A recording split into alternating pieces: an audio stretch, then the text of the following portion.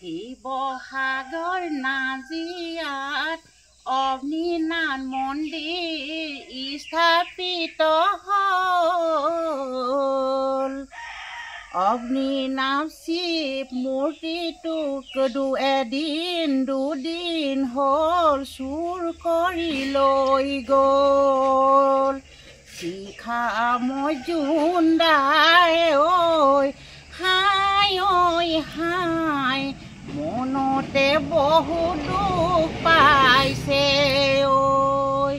অসমবাসী ৰাইজলৈ সকলোকে ভাল কৰি জনাইছে শিখা মজুমদাৰে দুখ কৰিছে অসমবাসী ৰাইজসকল যিজনাই দৈছুৱে চুৰ কৰি শিখা মজুমদাৰ শিৱ মূৰ্তিটো চুৰ কৰি লৈ গৈছে সেইজনাই নিশ্চয় দেখুৱাব লাগে কিবা অপৰাধ। সেইজনাই দৈছুৰ চুৰ কৰি লৈ গ'ল।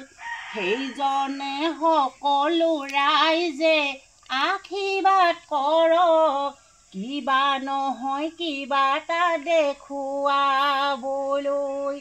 অতদিন হ'ল সকলো ৰাইজ গৈ শিৱ মন্দিৰত অগ্নিনাথ মন্দিৰত পূজা কৰে গৈ।